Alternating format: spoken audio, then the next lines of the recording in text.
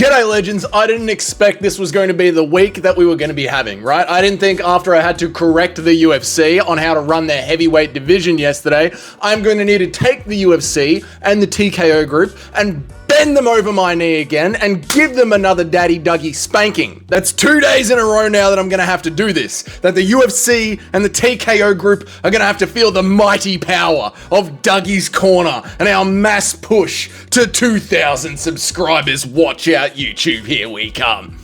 Obviously, I'm kidding about the power of this channel, I'm just playing around, but we did reach the ears of the mighty MMA guru yesterday, which was pretty cool, pretty good to see that the message is getting out there. That's what we want to hear. But today, we need to cover some pretty important news. And today's news, it's disturbing to say the least as a fan of the UFC, a super fan of the UFC. It has got to do with Mark Shapiro, who, if you don't know, is in charge of the TKO group, and the TKO group is the company that owns the UFC, right?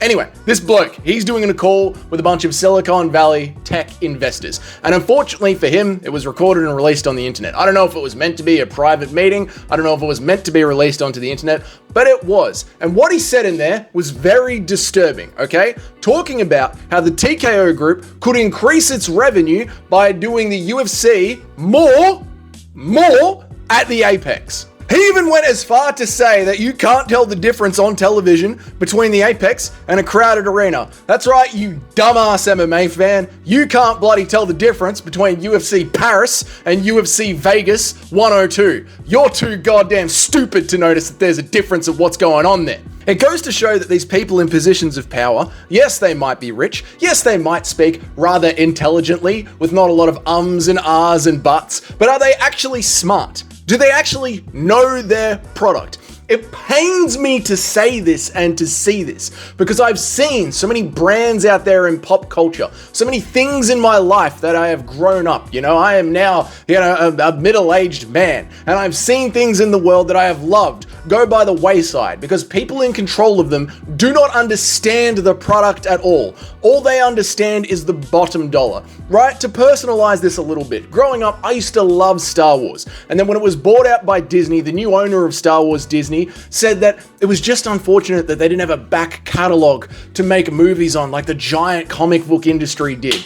Star Wars had a massive back catalog that they just had no idea what to do with. And I get it, talking about combat sports on an MMA channel is not relevant. I'm just personalizing a little bit, right? You probably see this in the gaming industry today, right? The gaming industry has been trying to push this DEI bullshit focus on gamers for years, and the gaming industry has just started to plummet. They don't worry about the story anymore. All they worry about is what color is the protagonist, and how thick is her jawline, and how many microtransactions can we shove into the cosmetics of this game to push it out there.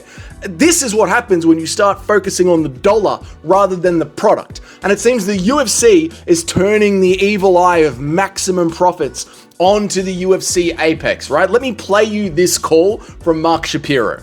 And do them at the Apex in Las Vegas where we own the arena. And when you're watching on TV, you can't tell if you're in a stadium or an arena or you're at the small Apex, which we have in a small but mighty Apex, which we have in Las Vegas. But now, I know that there are some people out there that are going to be like, Dougie, I don't mind the Apex. It's not too bad. And you know what? I kind of agree with that.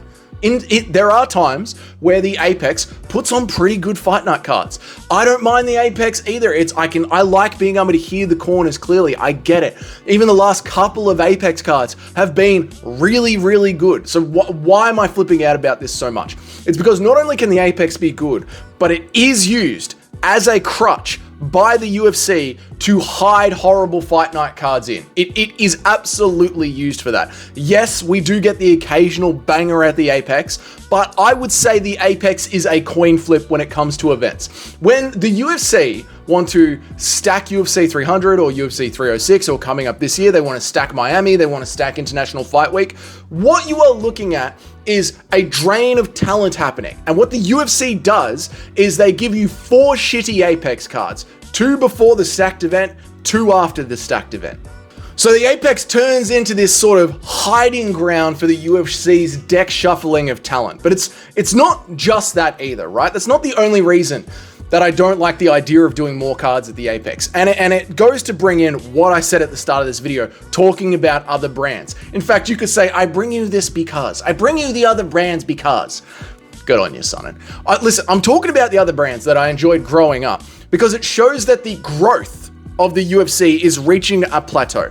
When you're hiding in the same venue, putting on the same low-level cards again and again and again, it stops innovation. It stops the growth of the sport. In Dana White's own words, the reason the sport grew so much is because he would go and take it on the road rather than just doing it at the same casino again and again and again back in the day. When you think about how we built this business, it was taking it out of, the big markets. Like when we first got into the fight business, everybody just went to Vegas, Atlantic City, sometimes New York, sometimes LA. That's the only place that really had fights, unless you had a local kid that would fight in some, we built this business taking this thing to every city all over the world. And you might call me a shill for this take, that is fine, but honestly, the truth of it is, I am just a selfish fan. Okay? The UFC is selfish because they want to make as much money as possible. You are selfish when you go into a negotiation with your boss to try and get a higher paycheck.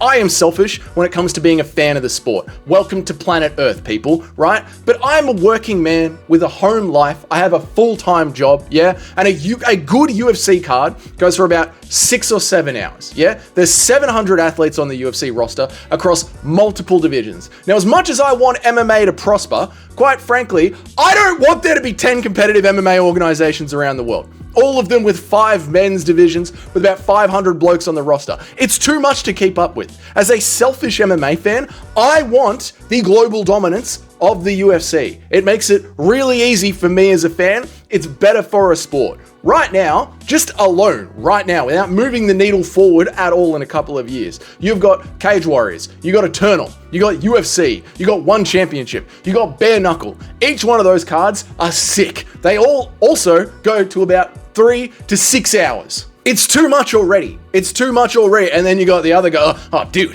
you're not watching KSW? Dude, you're not watching Octagon? Dude, you gotta watch Octagon. You're casual if you're not watching Octagon, man.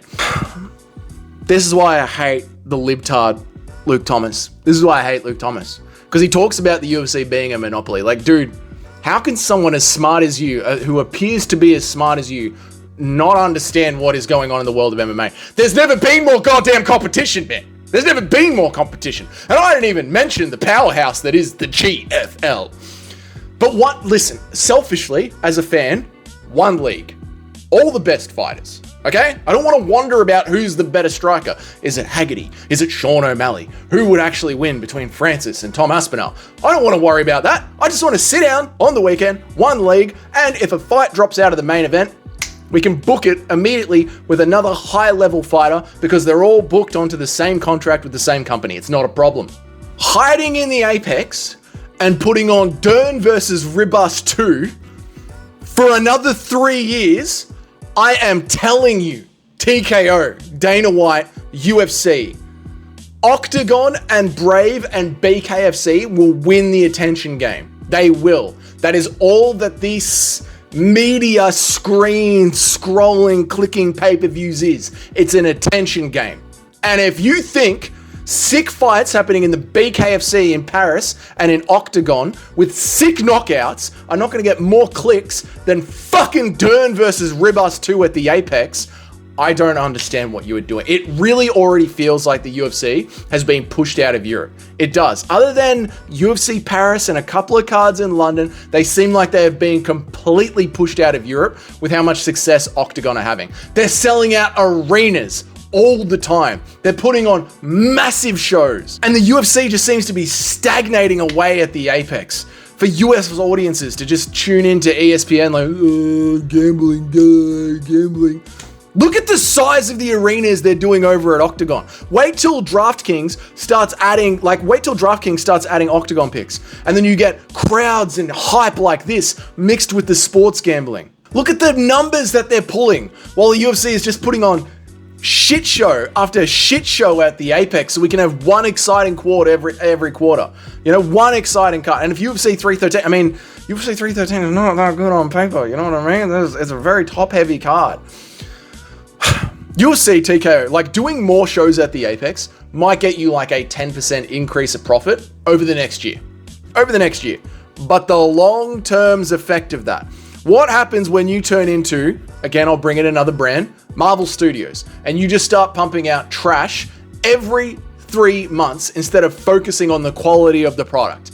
Right? What happens when the UFC just keeps pumping out boring ass Apex cards again and again and again and again, and Cage Warriors and Octagon and BKFC take their shows on the road and make bigger and bigger shows, yeah? People's attention is going to be like, oh, look, Dern versus Ribas. Oh, 100,000 people in a crowd over there with sick knockouts?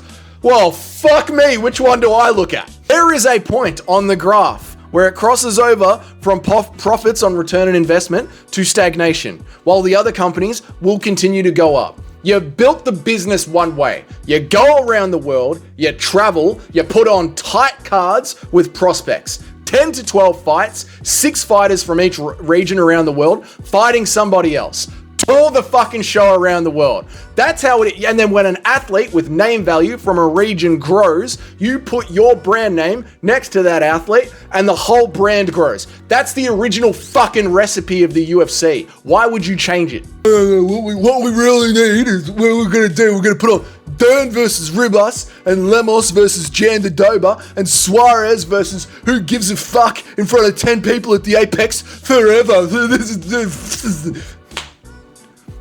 Stop it. Enough. Get back on the fucking road, all right? It's time to get to work. Other organizations out here are hustling. Quite frankly, BKFC is winning. So is Octagon. The game's getting a lot fucking tighter than you reckon, okay? And Power Slap isn't the goddamn answer, Dana White.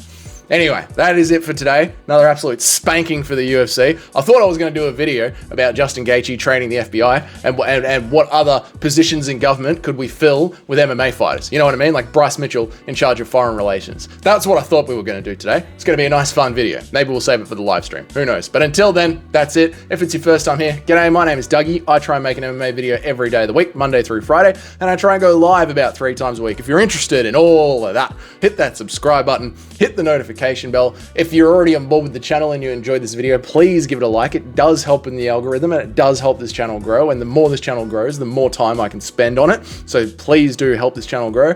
And if you're one of the paying members of the channel, you are a bloody legend.